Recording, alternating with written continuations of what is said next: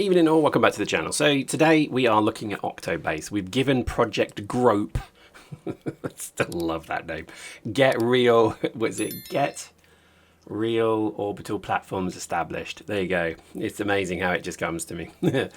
So Project Grope is on hold. You're gonna write it, can you?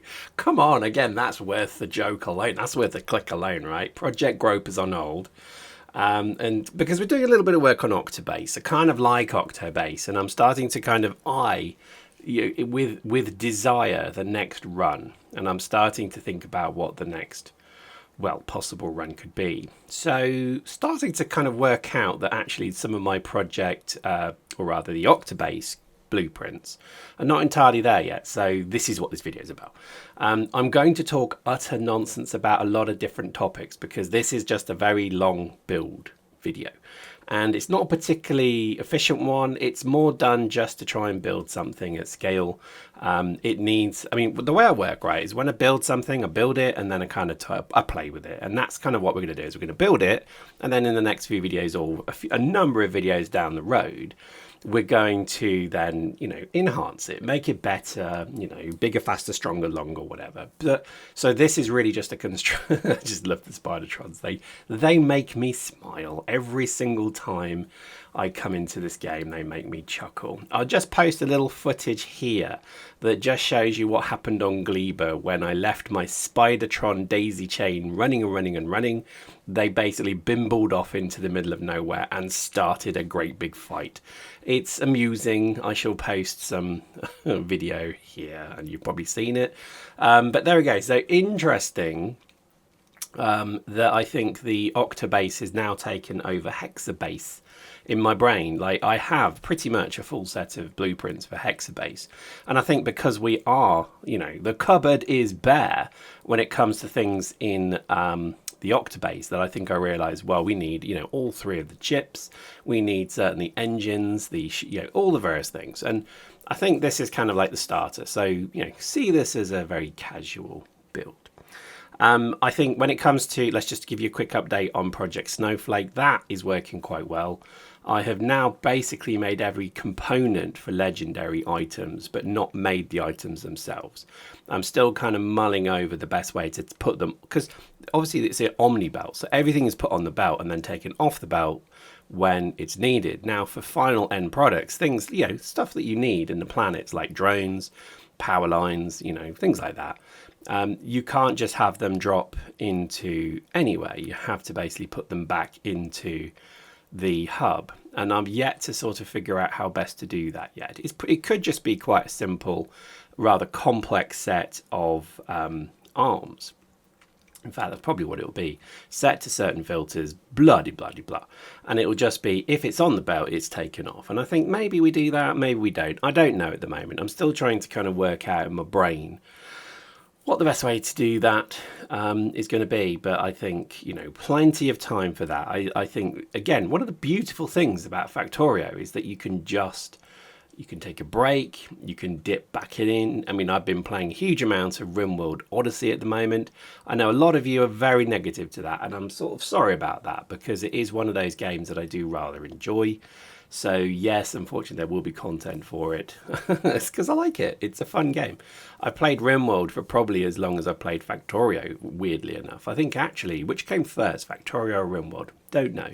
But I'm going to guess that basically, as soon as I saw Factorio's, they did that weird but brilliant intro video. It's like the sales video for it. What got me with it was the scale of it. I've always loved RTSs. I think RTSs are some of the funnest games you can play, but it's basically a dead genre now. And I know a lot of you are going to tell me now it's not dead and here's 10 games to go play. Cool, do that, because I'd love to go and things. I mean, the one I've seen is Ashes of Singularity.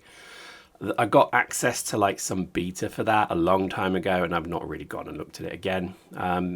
Things like, Strategic Commando, was that another one? I can't remember the name of it, but that was great. And so they are out there, but I think my problem with them is, they're not Dawn of War, which is the definitive one. And I see that basically Dawn of War now has a well, definitive version of it, which is interesting because that's one definitely I will play. But I'll probably do you know, it's funny because tomorrow I get super fast broadband, which is exciting to me. I know I live a very sort of boring and sheltered life, but to me, living in the sticks where basically, you know, we have a village idiot. Did you know this? Did I mention this? So we literally have a voted for village idiot. Not even lying. And that's a really interesting problem because it's a very yokel place where I live. And interestingly, they've always shunned the kind of terror of electric light and flush toilets, more or less.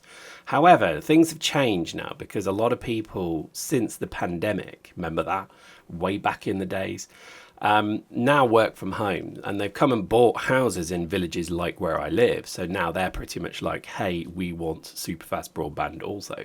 So what apparently happened is some company basically came and just put a cable in, and they've just taken over the entire village now. So if ever they wanted to black out this entire village, they just flick a switch and we're all kind of back to listening to shortwave radio for news, clamoring to the curtains as the gales wisp at the curtains. And I would not be surprised if that's what happens, because it just takes one idiot farmer who's basically trying to, you know, build a new fence to bury a pole so deep that it literally destroys the cable. Who knows? Anyway, a slight aside there. And I think this is kind of why, you know, I've never really done, when it comes to YouTube, and if you have a slow connection, it's a nightmare. For years and years, I have basically sat and done, oh, here, you see my immediate error. Let's just enjoy the error. Let's just call that out. I thought for some reason I was doing belt splitting here because I'm an idiot. So let's just all point and laugh at him for doing that. And him is me. But anyway, the irony of the kind of situation of where I live is that there's just never really been anything like super fast broadband. And I thought, well, with one of the things I might start doing a little bit more of is streaming, because I've never really done it, because you can't really do it with a comical speed internet. So there we go. So I think we'll probably look to do that, and we'll play things like Dawn of War, because I am a big fan of that game. I think my favourite were the Imperial Guard in what was the second campaign? I've completely forgotten the second campaign, but you know, the one where you basically you play the Imperial Guard, and I quite like that. I thought that was very good. I thought Dark Crusade was probably the best one of them all. For those of you that are connoisseurs of this particular style of game, I would invite you to post a comment telling me which you think is the better of the DLCs, because I think Dark Crusade nailed it, because they actually had a good campaign method. It was fun. You would enjoy kind of the attack and defense of it. But anyway, so this is why Factorio, coming all the way back to the aside, because I had an aside for the aside for the aside there, back to the original thought. Factorio was one of those games where I loved RTSs, and I thought, ooh, that looks good, because it looked very RTS-y, but then I didn't realise it was basically a giant puzzle game that would occupy my life in the way that it has. And in many ways, thank God, because it's quite a game. Please ignore the spaghetti. I delete most of it. As you can see, we're just speeding this up to kind of just show you the process. We probably will do some more longer builds, because I do get kind of a bit of a challenge, actually, that 20-minute videos is an insult. So, okay, we'll do slightly longer ones. But see, I can now, or soon, because, again, coming back to the aside, the issue I've always had is that if you do a video, let's say you do, and again, let's talk technical now. So I always do 4K because I think you, the viewer, deserve high res. Post in the comments if you really do not give one monkeys about 4K. I don't think there'll be many of you, because there is something, I mean, I prefer to watch 4K, but I'm amazed when I see certain YouTubers who you would think would absolutely be doing 4K that don't. So anyway, but that means you double the size. You've actually quadruple the size, really.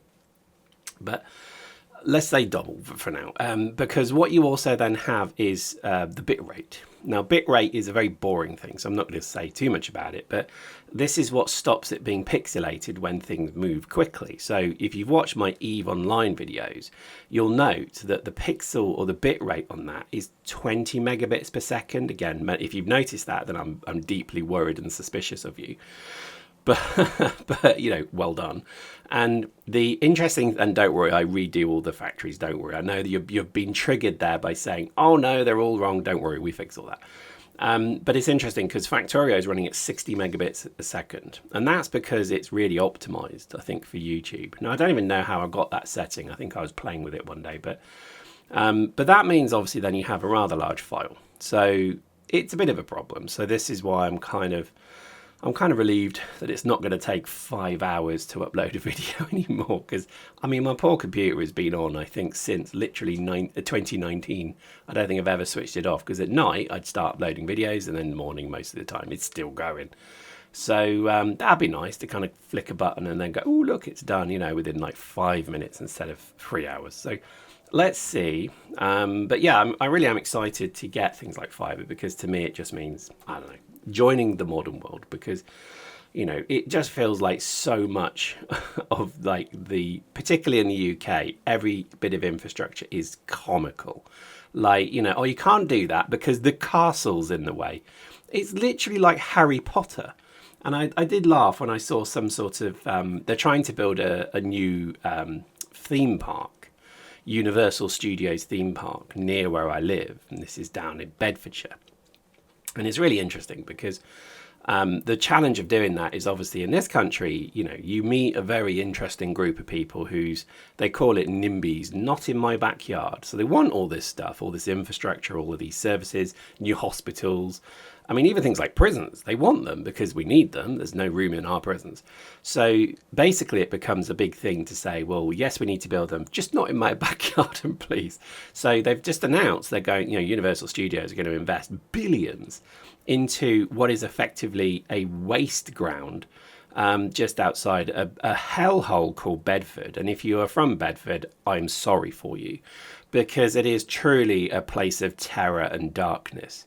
I mean, Mordor was modelled on it, so that just tells you all you need to know. And it was interesting because basically they're now moaning about that. They're saying, oh, well, it's not fair, because when people come to build this wonderful theme park that will bring joy and laughter and light and jobs, all of these contractors are going to take the private rental houses that we need to live in. And it's like, oh my days, you just can't do anything in this country without upsetting an old voter or a castle that's built inconveniently in the way. But anyway, there we go. So aside to the aside is done. So let's get back to Factorio. So what effectively I was trying to do here was to build the octagon chip base. Now, the interesting thing about this is that I tried to kind of fit it into the diamond of the octagon, you know, the little kind of squares that on the side of it. And I did try and do this for quite some time, because I was kind of like, I really want it to fit in there. And I don't even mind if it kind of irregularly loads from, I mean, it's very tight, isn't it? But if it irregularly loads from just a single belt through it, I thought this might work. In the end, I give up. So don't worry. This is, again, a little bit of exploratory Factorio. And you can see already it ain't going to work. So, you know, this is a wonderful example of like, damn, it's just not going to fit. But again, you know, you've got to try and make OCTOBASE work for you, because there's so many things actually that you could do with OCTOBASE here. Because trying to kind of make the logistic hubs in the diamonds is not actually always required, because you've got such a huge space in the octagon. So I think, I mean, here, look, so you see you've got a stack inserter or a balancer there. And I think that's probably the better way to do it. So you do have balance. And unfortunately, it means out of the 8 chip plants, we're probably only going to have, at best, 2 pickup points. But I think I'm okay with that, because it's quick. It will be super, super quick. And again, there's an awful lot here that I just think is going to be a bit of a challenge, really, because, you know, when you start to, I mean, here we go. So we're about to plug it in, so I'll kind of get you prepped. So the beauty of this is that you can basically just take the siphon off the tanks. So where we're actually already producing molten iron and copper, we can just directly feed it in, bish bash bosh, done. So this is why having something like chip plants right next to where you're actually doing your refining, or your smelting rather, is just great. It works perfectly well. Plus, thank God to the new fluid mechanics, because we only need one pipe to feed all this as well. Not sure if legendary pumps can handle it, so we'll kind of see how that works. But again, I was quite sort of pleased with it. It's messy. Don't worry, we're going to tidy it up. Again, this is one of the things of it, is get it working, then you can really mess with it. And obviously save, because if I've got something wrong, we're going to see a problem. But here we go. So sped up. You can start to see a slight error there, but there we go, fixed, and boom. Lovely, isn't it? I do like that. So I think there's definitely something very, very nice about switching engines on and just, or machines rather, and just seeing them basically run. Same with engines, actually. I remember back in the day when I used to build cars and engines and things like that, kit cars. One of the nicest things was stripping engines completely, then putting it back together, and then that nervous moment when you start to turn the engine, you're wondering, did I get everything right? Is it in the right position? Am I about to bend some valves? Fun times, fun times. Now, it's just, with electric motors and that, I don't know. Will you need a laptop to do to kind of do things to electric cars? Maybe you do, maybe you don't. Who knows? Post in the comments if you are someone who has supreme knowledge of this fact. But I think generally my kind of feeling here is there's definitely something very satisfying about turning this on. I'm not sure these factories are particularly supercharged, so I think some of the modules are wrong. We were trying to run a kind of lower pollution build on some of this. I think I don't care about that anymore. I think we did our pollution run a while ago. If you haven't seen those videos, click on them, because we got pollution basically completely eliminated in the base, which is quite an achievement for a mega base. And when I say completely eliminated, it needs a bit of observation, that comment. That statement is probably as as accurate as a plumber's estimate. But anyway, I think my kind of view is that we got it down to a point where I was satisfied and happy with it was basically zero. So I think where we get to here is now just supercharging everything. So we don't really care too much about the power consumption, the pollution output, because we've got ways to kind of solve the pollution problem. But yeah, I think this to me, I think is kind of the kind of the next step, is trying to kind of build something that's templated, that's optimized. You've got to start somewhere. So yes, this is not optimized. I still think we probably could have done longer chains. So we've got 6 per side in the 8. So we could have done more. So maybe that's what we'll do. We'll elongate them slightly. We can do all this now because once you've basically put all the pieces together, the ability to just copy paste and move it as you're seeing me doing now is actually quite straightforward. So I think definitely we will continue to optimize that as we go. And I think really, this is kind of where I am in the game now, because I want to have a solid set of blueprints so that when I start the next run, which I think is soon, because I'm starting to get to a point now where I can see we're going to go a couple of ways, because I could see there being a platform build run where we just basically try and live on the platform, because that's kind of interesting. And the other one I think would be octagon base. But let's see, because at the moment I'm actually rather enjoying the tutorial piece as well, because I've gone all the way back to the start and I've been doing a ribbon world in the tutorial. So if you haven't seen those, go click them because they're quite interesting. I've got to admit, one of the funnest runs I ever did a long time ago was a maze run. So you could download a map which was just basically a giant maze, and there was definitely something very exciting about that. I did enjoy that process. So I'm getting real vibes of that from it, and I would say that's definitely fun. So anyway, keep watching because we'll see. Let's see where we end up. But I think certainly when it comes to things like the octagon base, it just works. It is really, really pretty as well. I think the city block base to me was the greatest starting point you could ever have for Space Age. I spent probably a month literally just building a mega base before I even got to the Space Age content. And that's because to me, it just felt like, I want a really good starter base. And I think next time I do it, I probably would do the same, but I would do it in a slightly sort of structured way. I do want to push more to the platforms though, because I still think, unless they nerf it, which again, somebody posted in the comments, thank you for doing that there is a very high chance they're going to nerf that. This is the legendary asteroid shuffle piece. And I wouldn't be surprised if they did, because it is a little bit broken. I mean, let's be honest, it's a bit crazy. But if they don't, then that could continue to be quite a good source of legendary stuff, because now by pushing it to the platform, you're not really doing anything. I mean, even having everything on the platform is just incredibly good. And there's basically not really anything you need on the surface other than tier 3 stuff and like the better, conveyor belts and so on. So to me, it does feel as if they're sort of deliberately making it so that if you wanted to, you could live on the platform. Now, here's where I think I would love a mod that had much more kind of encounters in space, like things that you come across. I don't know if they'll ever go that way. Space exploration really did take it in this way, and I think it's a real shame that there's certain things that space exploration had that this space age didn't.